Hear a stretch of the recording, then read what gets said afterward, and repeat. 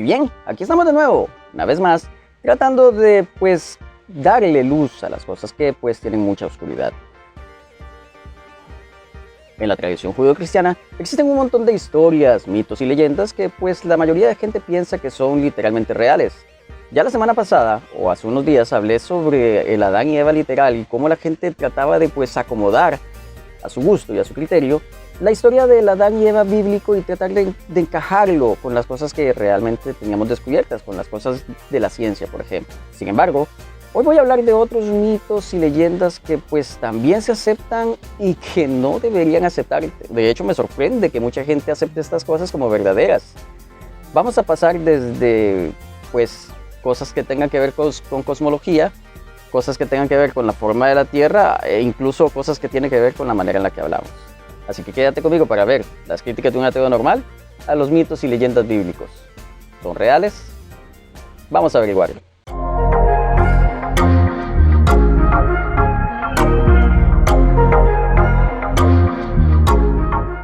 Antes de que comencemos el video, te pediré que por favor, vayas, active la campanita, suscríbete para que te lleguen las notificaciones cuando suba un nuevo video. Estaré subiendo video mucho más seguido que antes. Además, deja tu comentario una vez finalice el video sobre qué te pareció y por supuesto, suscríbete. No olvides también compartir el video, lo cual me ayuda muchísimo a que pueda seguir generando contenido de calidad y llegar a más personas. Dicho esto, empecemos.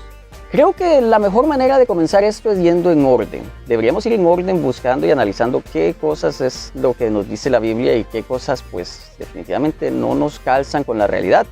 Obviamente lo primero viene siendo la idea de Adán y Eva, que hablé en el último video, que les dejo por, déjame ver, acá. Sí, acá. Sin embargo, hay más datos sobre el mito de Adán y Eva que no toqué porque no vi relevantes. Por ejemplo, se nos dicen cosas como que Dios creó las dos lumbreras para que señoreen, una en el día y una en la noche. Estas dos lumbreras son la luna y el sol, por supuesto. Lo raro es que la luz existía antes que el sol y que Dios nos dice que hay dos lumbreras. Pero si vamos al significado de la palabra lumbrera, nos damos cuenta que lumbrera es un objeto que ilumina, un objeto que tiene luz propia. ¿Y qué es lo que sucede? Pues que no habrían dos lumbreras.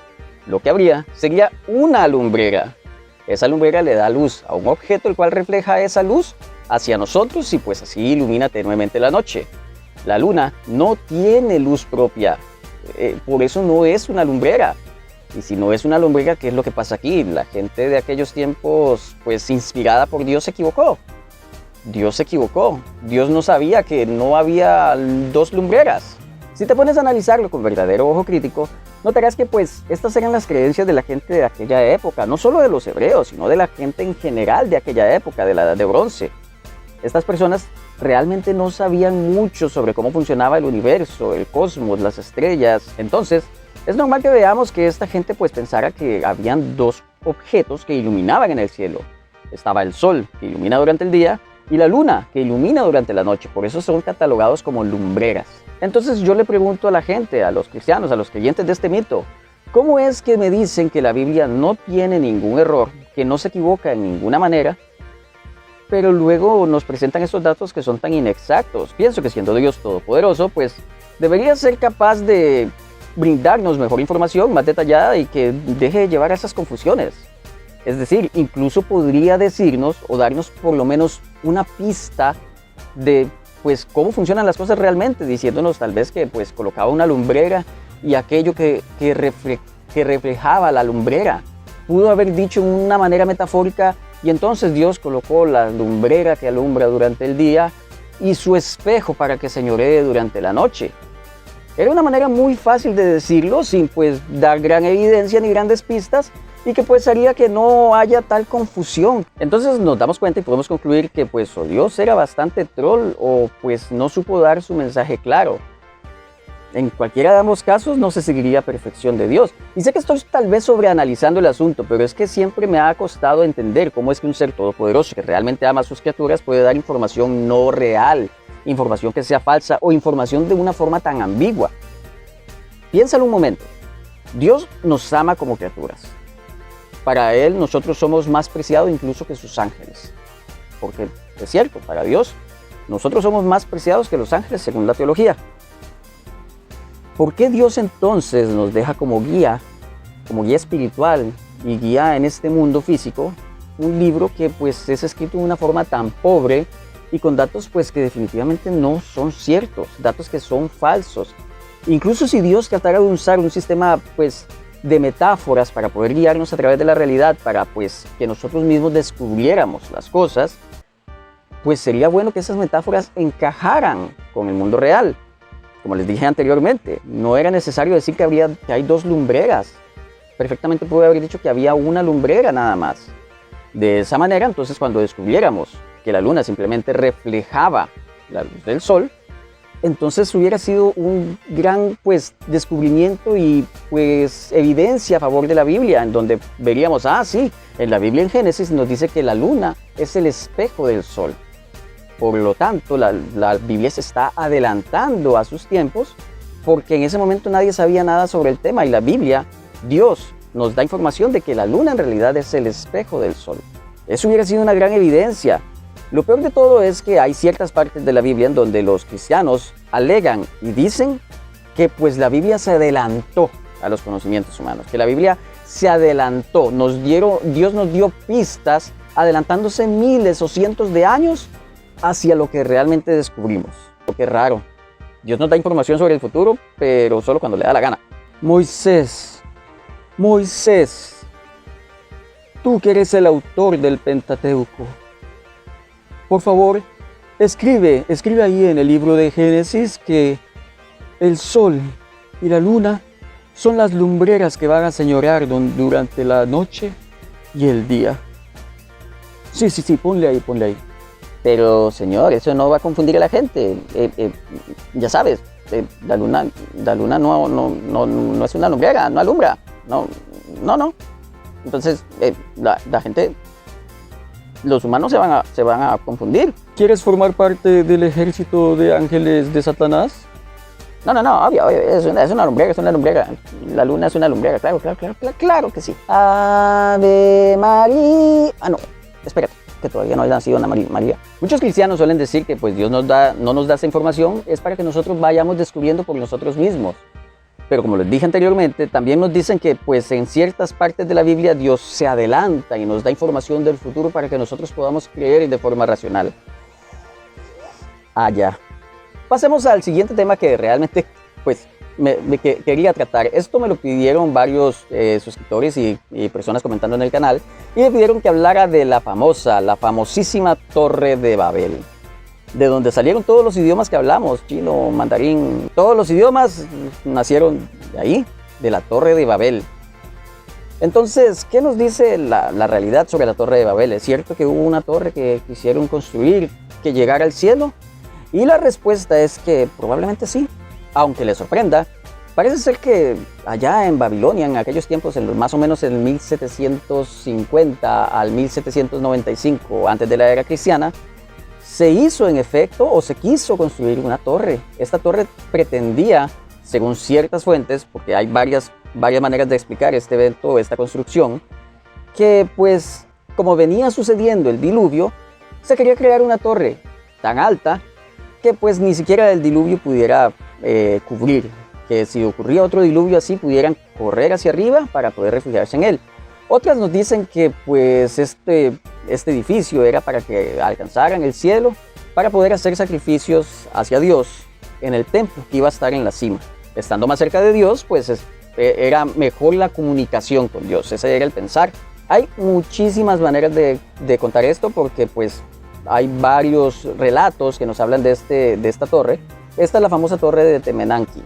Entonces así podemos confirmar que en efecto la torre pues sí, es muy probable que existiera. Pero entonces, ¿qué es? Entonces la Biblia sí me está diciendo la verdad aquí. No. Lo lamento. No nos está diciendo la verdad. Otra vez. Resulta que si pues somos objetivos y vemos el asunto, nos damos cuenta que esta torre, bueno, no fue abandonada por la gente que estaba construyéndola, como nos dice la Biblia. Más bien, la torre fue atacada en múltiples ocasiones. Fue destruida varias veces y tratado de reconstruir varias veces, si es que fuera la misma torre. Si no, pues entonces no tendríamos ni rastro de la famosa Torre de Babel. Se asume que está la Torre de Babel porque es de la que tenemos rastros y pues encaja. Pero si no aceptamos que esta torre o este intento fallido de torre era la famosa Torre de Babel, entonces no tenemos nada en absoluto. Así que pues aquí está el primer fallo. La torre no se abandona como nos dice el relato bíblico. Tampoco es que la torre fuera a llegar muy alto. La torre, pues, el consenso es que la torre iba a medir alrededor de 60 metros. No sé ustedes, pero no es hasta el cielo eso. Güey, hagamos una torre. Ah, sí, qué chido hacer una torre. ¿De cuánto? Pues no sé. Hagamos la que llegue al cielo. ¿Cómo? O sea, ¿que quieren que llegue al cielo? Sí, güey, al cielo. Ah, bueno, ¿y dónde está el cielo? Porque se ve alto. Pues obvio, 60 metros. No es que mide de aquí para allá.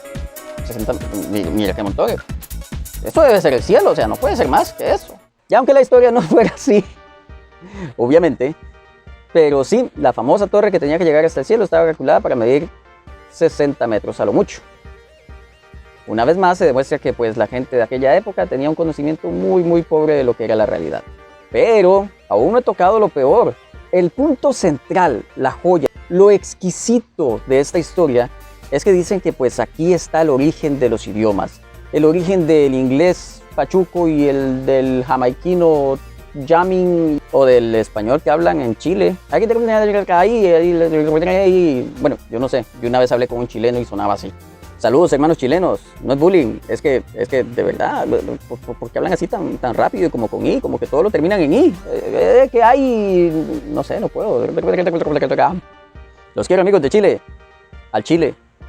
Pero ¿qué tan cierto es esto? ¿Qué tan cierto es esta historia de que pues los idiomas surgen aquí con la famosa Torre de Babel? Pues la historia original de la Torre de Babel, para quien no la conozca, no creo que haya aquí gente que no conozca esa historia. Pero bueno, es que pues la gente llena de arrogancia quería crear una torre que llegara hasta el cielo, hasta los aposentos de Dios. Porque sí, en ese tiempo se pensaba que Dios literalmente estaba en el cielo.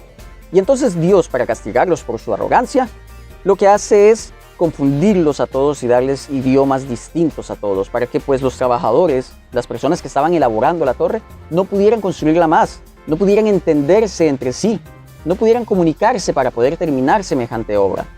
De esta manera entonces Dios hace que las personas, al hablar distintos idiomas, se junten con las que hablaban su propio lenguaje y se diseminaran en pueblos. Estos pueblos son los que dan resultado a todos los idiomas de la humanidad. Es decir, en ese momento pues un francés se topó con un chino y pues el francés agarró para Francia y el chino agarró para Asia y pues así fue la historia. Suena convincente. ¿Sí? Pero la realidad nos dice que pues el idioma nace más o menos hace unos 70.000 a 90.000 años. Esto pues empieza de manera muy primitiva, con gestos, señas, gruñidos, sonidos muy pobres que parecían indicar ciertas situaciones. Luego tenemos hace 50.000 años pues ya las pinturas rupestres que daban información sobre cosas, que contaban historias incluso. A partir de estas pinturas rupestres, hace 50.000 años, pues empezamos a ver un desarrollo en el lenguaje y entonces podemos ver y llegamos por ejemplo a las épocas de la Torre de Babel, donde había lenguaje cuneiforme, que es este de aquí, y pues ahí vemos entonces cómo se fue desarrollando el lenguaje a través de casi 100.000 años. Y por supuesto, este lenguaje que se fue desarrollando hace unos 100.000 años, se fue desarrollando según las zonas en donde ya vivían personas. Las personas que vivían en cierto lugar tenían una manera de comunicarse muy distinta a las que vivían en otro lugar. Entonces esos eran los diferentes pueblos que habían. Ahora, pensemos en la fecha. Tenemos que comparar 70.000 años con 1700. Es decir, la Torre de Babel sucede apenas hace 1700 años antes de la era cristiana. En cambio, el idioma se empieza a desarrollar hace 70.000 años. Y ya para 50.000 años había diferentes maneras de comunicarse. Entonces definitivamente este relato es totalmente incoherente, aunque claro, las personas que creen en la literalidad del Génesis creen que pues, la Tierra tiene 6.000 años. ¿De dónde sacan 6.000? Pues cuentan las genealogías, cuentan de Jesús, quién fue el papá de este, y el papá de este, y el papá de este, hasta llegar a David. Y luego de David cuentan para atrás hasta llegar hasta que llegamos a Adán. Y pues cuando sumamos, ¡voilá! 6.000 años. Ya he hecho también otros videos que hablan sobre otras cosas pues bastante absurdas, de pues la literalidad del libro de la Biblia, y pues les recomiendo ir a ver las edades bíblicas. Ahí hago una pues explicación sobre las edades de personas como Matusalén, de 900 y pico de años, y cómo personas podían tener hijos a los 100 y pico de años perfectamente. Hasta ese tiempo todavía sacaban la trompa del elefante. Ahora, si no menciono este punto, mucha gente se va a enojar y mucha gente me dirá: ay, no me comentaste yo lo estaba esperando. El diluvio. Del diluvio quiero hacer un video completo y quiero hacerlo colaborando con un amigo mío que es abrumadoramente inteligente y abrumadoramente listo en estos temas, así que no voy a decir básicamente mucho de este diluvio. Resulta que los apologistas, muchos de ellos nos dicen que pues del diluvio tenemos muchos relatos que tienen un núcleo en común. Esto se explica porque en la historia, cuando sobre un relato hay muchas fuentes independientes que no tienen que ver una con la otra contando el mismo hecho, ese hecho pues tiende a tener más veracidad. ¿Por qué? Porque personas que no estaban de acuerdo unas con otras y no tenían nada que ver unas con otras cuentan lo mismo. Entonces ese núcleo en común hace que la historia pueda ser más factible y entonces se puede llegar a la conclusión de si la historia es verdadera o no, pues de una manera más sencilla, pues aplicando otros métodos históricos también. Pero pues básicamente es eso. Si tenemos varias fuentes sobre el mismo hecho, entonces el hecho puede ser considerado, podemos revisarlo. Ahora, los apologistas nos dicen: el diluvio tiene muchas fuentes independientes para verificar que en realidad pasó. Tenemos los relatos del poema de Gilgamesh de los sumerios, aunque claro está, el poema de Gilgamesh es mucho más antiguo que la escritura del Génesis. Nos dice que pues hay varias historias que cuentan este gran diluvio y que en todas había un héroe que es salvado, se enviaban aves para corroborar que ya había bajado y pues el diluvio azota a toda la humanidad.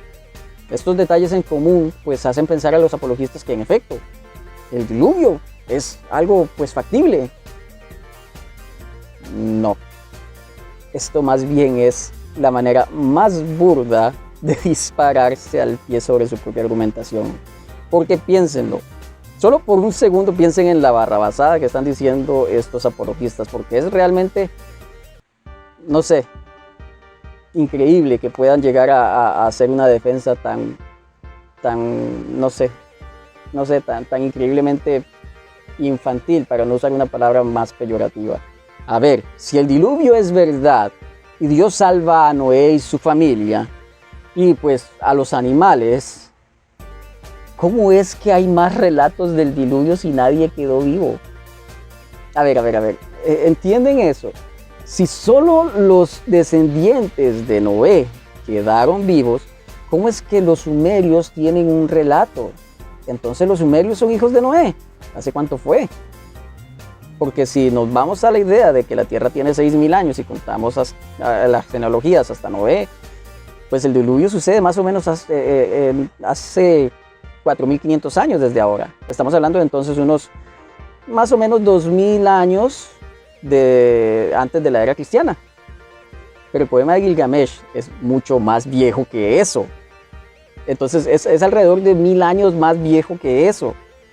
Entonces, pues como que no. El hecho de que existan otros relatos sobre esto más bien nos hace saber que el sincretismo es real, es una cosa que pasaba mucho. El sincretismo es la forma en la que pues muchas maneras de ver algo llegan a tener parentescos aunque no tengan relación entre sí. Es normal que pues diferentes pueblos tuvieran una visión similar sobre algunas cosas. Por supuesto, se relacionaban entre sí y así se da el sincretismo. Cuando hablé sobre el Satanás, sobre la figura de Satanás en la Biblia, en este video que también te dejo por acá y en la descripción, podrán ver que esto fue mucho lo que pasó con la figura de Satanás.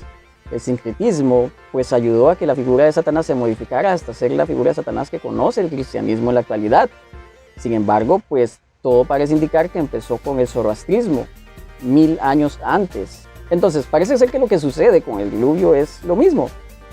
Hubo sincretismo entre los diferentes pueblos y pues todos empezaron a hablar de más o menos el mismo tema a partir de un tema original, que probablemente es el poema de Gilgamesh, y cada quien lo contó a su parecer, a su forma de verlo, creando su propio héroe. Por eso cuando me dicen que Noé es un ser real, una persona que de verdad existió, yo me río, me río mucho porque me gustaría que me pudieran enseñar eso. Me gustaría mucho que me demostraran que Noé, el arca y su palomita mensajera existieron.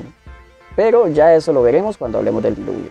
No olvides compartir, darle like, hacer todo eso que te dicen los youtubers que hagas, para así saber que te gusta el video y que quieres seguir viendo videos con esta temática y pues hacer una pequeña saga de las historias y leyendas bíblicas que sinceramente a mí me parecen muy divertidas. Y pues nada más, dale like, comparte, suscríbete, activa la campanita, pero por sobre todo, y así me ayudas muchísimo, comparte este video con todos para llevar así a más personas estas críticas de un ateo normal. Bye.